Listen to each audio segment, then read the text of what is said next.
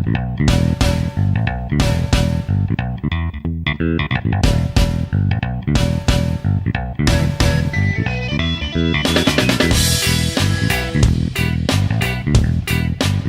boys and girls, and welcome back to Week 5. I remembered right off the top of the bat. Week 5 of the college football season and Week 5 of the 2017 edition of the Carla and Crappy Show. Hi, Carla. Hi, how are you? I'm doing excellent. How are you? I am the same. Good. It's a good week. We both actually have had evenings out. I had a delicious barbecue dinner with my wife. We were celebrating our 18th wedding anniversary. Carla, Cheers you had. to you. Thank you very much. You had a happy hour that was especially happy. It was, yeah. No, I'm co-founder of a little thing in Nashville called Craft Content, which is a thing for people that make digital media, and we had our happy hour tonight. So this might be the record for the latest we've ever tried to record this show. Last year we did the breakfast edition. We did, yes. This year it's the almost Pac-12 After Dark edition of the Carla and Crappy Show. And could possibly also be. Well, no, if it was Pac-12 After Dark, they wouldn't be kicking off for another couple minutes. So we're not quite there yet. So. We're not. We'll do like an official. We'll do a fanfare or something like 10:30. I don't know what we're gonna do. Another exceptional weekend stuff that I was wrong about everything except for one thing. I was wrong about everything last weekend except for one thing, and that was that Iowa had a better chance of upsetting Penn State than Purdue did Michigan. Man, that game. I was at work, so I had a late night shift on Saturday. So I got to sit and watch that game for a change. And wow. I'm going to go ahead. My one thing right now, I'm going to go ahead and do this. I don't know that. Is there a better player in the country right now than Saquon Barkley? I don't think there is.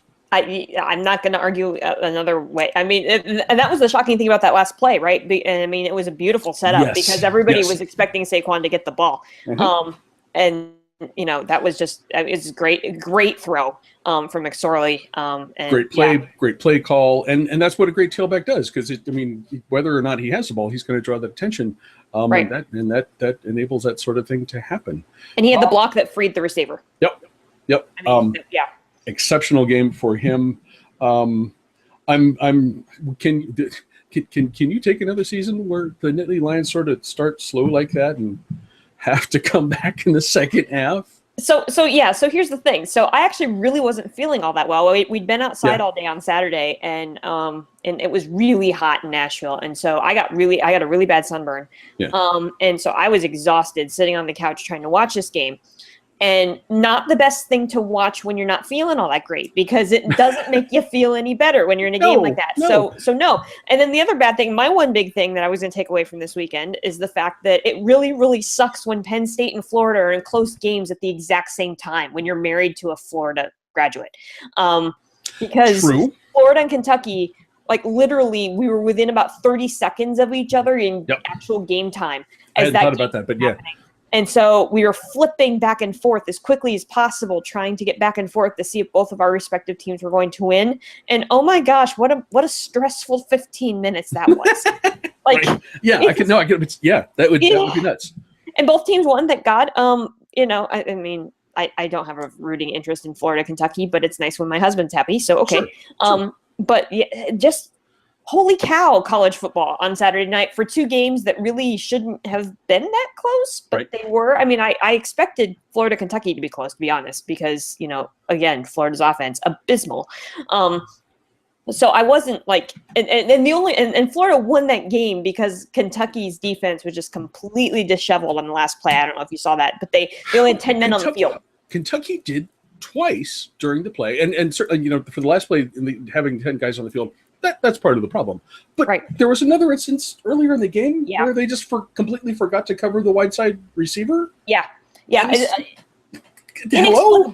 Well, and that's a sign of a team that isn't used to success. Yeah. Right. Like, I mean, the Kentucky's not used to being in the forefront there. They had a chance to win the game, and I think they just freaked out. Mm-hmm. You know, and it was the last play, and they just, you know, like deer headlights, didn't know what to do. Had player running out the field, couldn't call timeout, and all of a sudden the receiver standing there wide open in the end zone. And I think my favorite part is, have you seen the video of the cheerleader screaming at the defense? Yes. The Kentucky cheerleader screaming at the defense, like, "What are you doing?" And it's just like, just wait, basketball season, another month. It's fine. You'll be okay.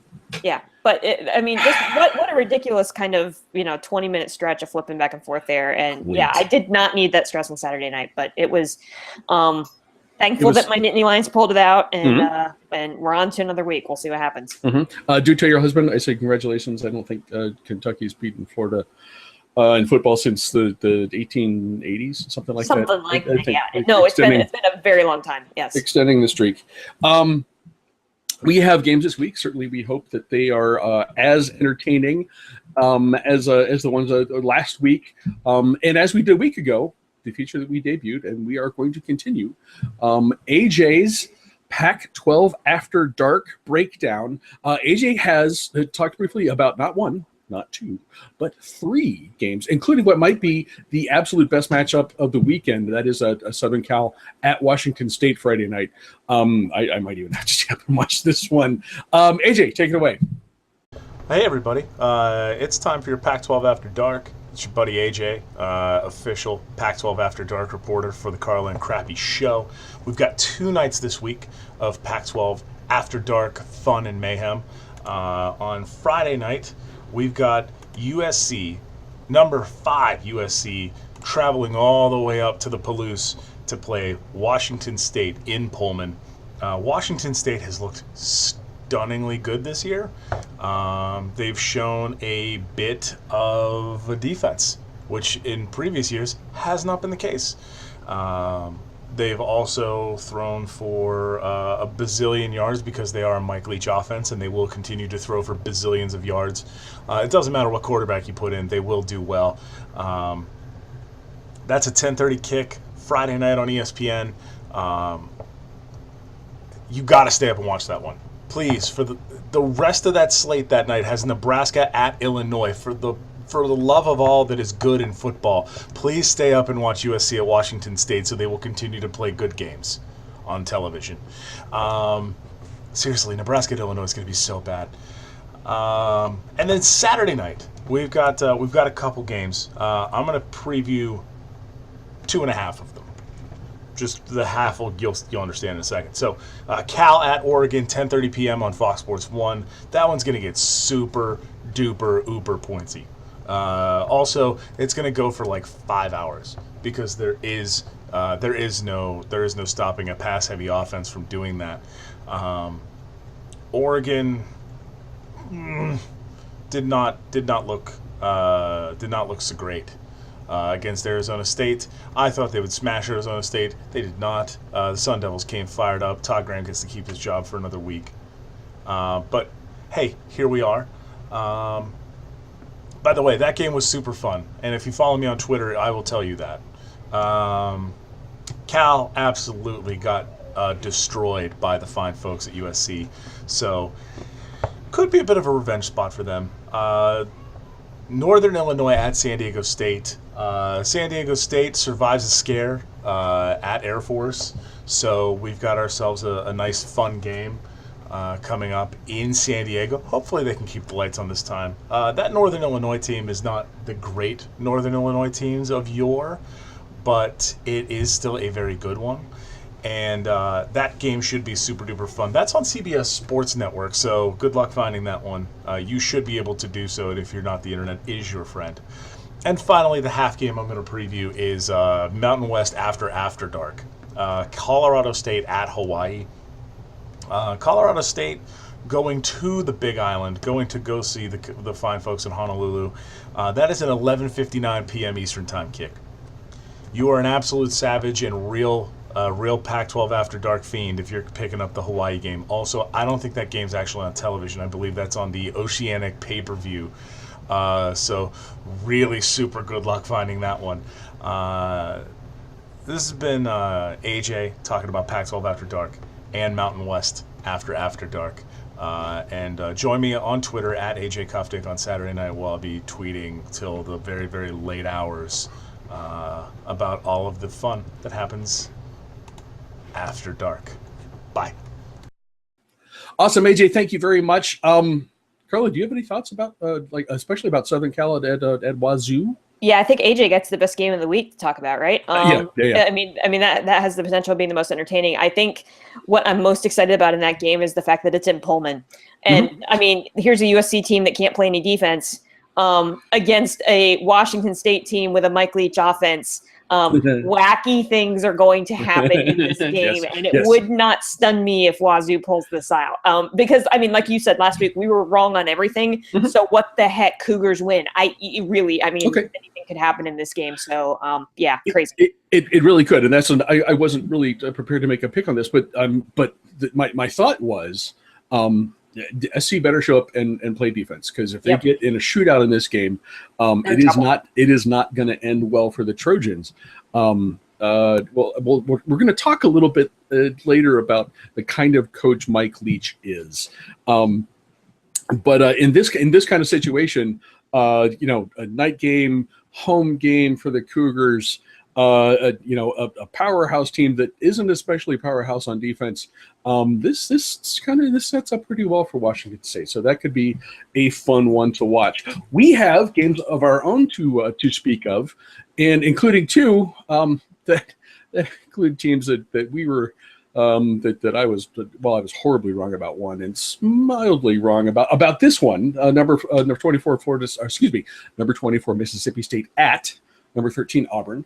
Auburn is favored at home by 9 to 10-ish points. What do you think about this one? Yeah, Mississippi State, what happened? We were both really wrong about that one. Yes. I mean, first of all, kudos to Georgia for pulling out a really spectacular win. And I am choosing to rather than to say I was really, really wrong about Mississippi State, I am choosing to say that Florida rather firmly established itself as the class of the SEC East, and therefore that makes me and us less wrong than we could have been. Yeah, no, yes, Georgia did establish itself as being the class of the SEC East. I mean, obviously, Florida is going to have something to say about that a little bit later in the season, but we'll get there. Yes. But as of right now, by far, Georgia has it. But I willingly admit that I did not watch a ton of that game, mostly because it was on at the same time as Florida and Penn State, and so there was a lot of flipping going on, and so I saw excerpts of the game, but not enough to really kind of put streaks together. But what I did see of the game, I noticed that Mississippi State just looked off. They were slow. They weren't responding well. It was I don't know whether it was being on the road or what. It was the complete polar opposite of what we saw against LSU the week before. Yeah, it was. Which is somewhat inexplicable, and I'm going to go with your theory that Georgia just decided to step up and be the class of the East, and that's why that happened. They're just flat out outplayed, and on the receiving end of what they had done to LSU the week before. Auburn blew out Mizzou, and take that for what that's worth, right? I mean, Mizzou is not a good football team, and they did what they were supposed to do. But this is a team an Auburn team that we had questions kind of heading into this week, because they honestly did not look good against Clemson, especially that offensive line that gave up all those sacks. So which Mississippi State team shows up for this game? I mean, that's the big question here. Is it the Mississippi State team that dominated in the trenches against LSU, or is it the Mississippi State team that got dominated by Georgia? I don't think we know what Mississippi State is at this point. The other thing I don't understand about this game is the line. I don't understand. When you look at these two teams, they're almost identical statistically.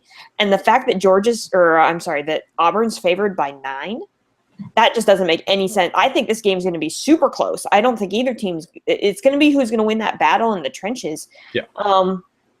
I have more confidence based on who they've played, Georgia game aside, and I realize that's a huge thing to put aside. But LSU's a big team. They're big physical players, and I still think that the Mississippi State offensive line has the potential, and the defensive line has the potential to wreak havoc in the Auburn backfield. I'm going to give the edge in this, I still think, to Mississippi State. I think that's where the matchup's going to be, and I don't really understand the 9-point line. But this is going to be a dogfight, no pun intended here. I'm sorry, but I think this is going to be a dogfight, and I like Mississippi State. Okay. But I was wrong on everything last week, so Tigers win. I'm gonna. Okay, we're gonna settle it here because I'm gonna go with Auburn. Although I agree, it's especially if Mississippi State plays the way they have played this season. Mm-hmm. We talked last week about how solid their offensive line looked, how solid their front seven looks, and I think that the defensive thing is going to be the question. Auburn's quarterback Jared Stidham had an unbelievable day. Granted, against Mississippi State, but he had a quarterback rating of like over 96. It was something ridiculous last weekend. Crazy efficient, and that is a variable, unto itself. If you run into a hot quarterback, a guy who's feeling confident, again playing a night game, playing at home. That could be a tricky thing for Mississippi State to negotiate for a second week in a row. I'm not super solid on this pick, but I am going to go with Auburn. And the variable is Mississippi State. If they can get some pressure on Stidham, if they can make him uncomfortable, then maybe this goes the other way. But I'm gonna say, and maybe just that he has played so well in the last couple of weeks, and this is a home game for them. I will go with the Tigers in this one.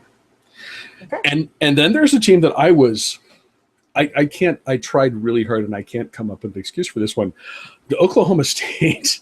I could not possibly have been more wrong about them, because not only did I pick them to win last week, I picked them to remind you guys, I picked them to be in the Final Four this year, and it could still turn out that way, I suppose. But to get there, they would have to first get by a home game or a road game at Texas Tech. Oklahoma State is favored by 9.5.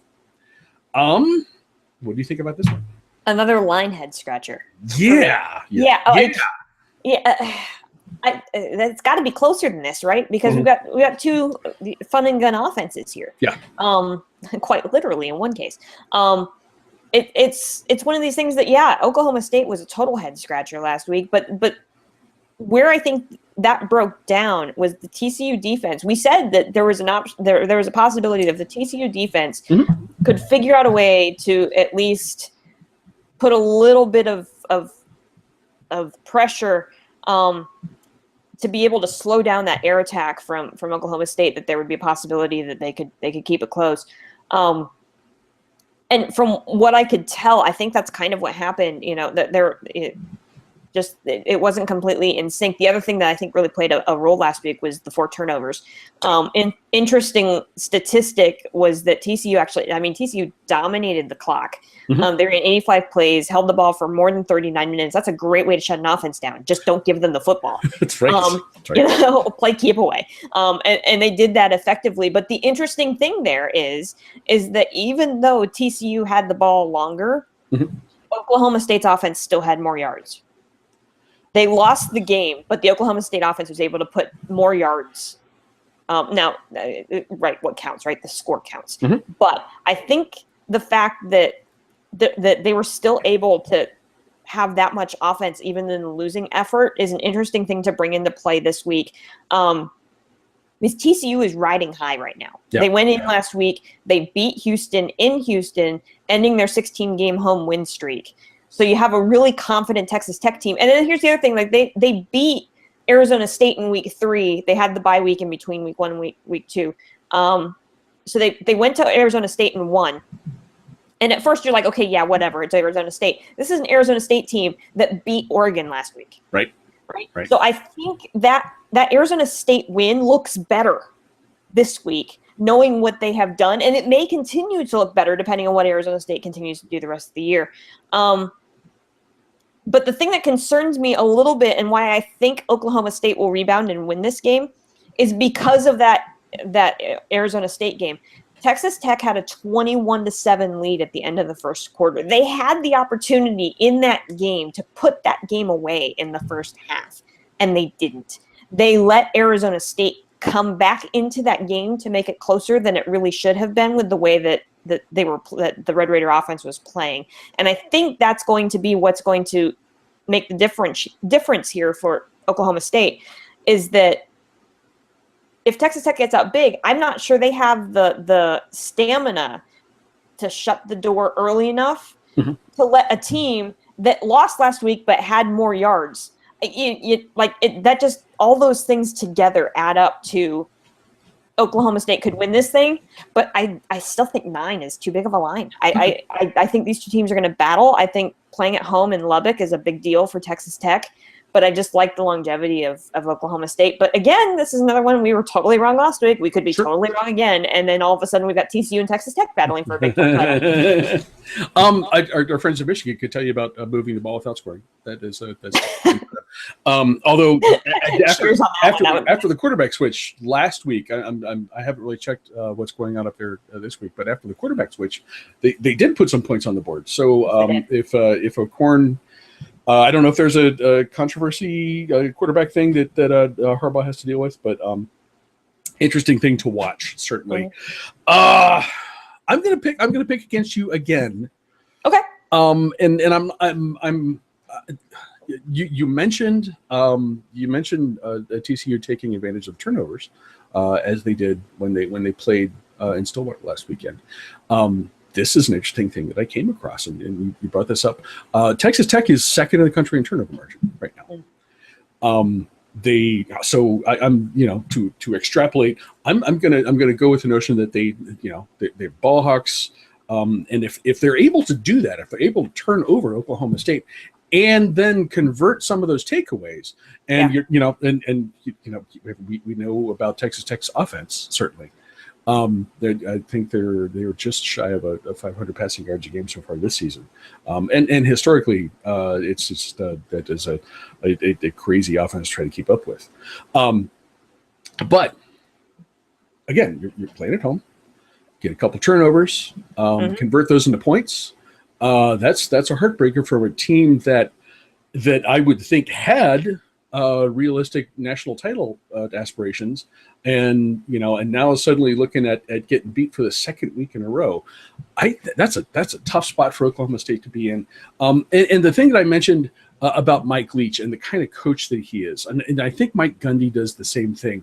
I have a hard time really comfortable with them because they seem like there's always a one unit on their team that is lights out, but it's sort of to the detriment, or where the other does not measure up.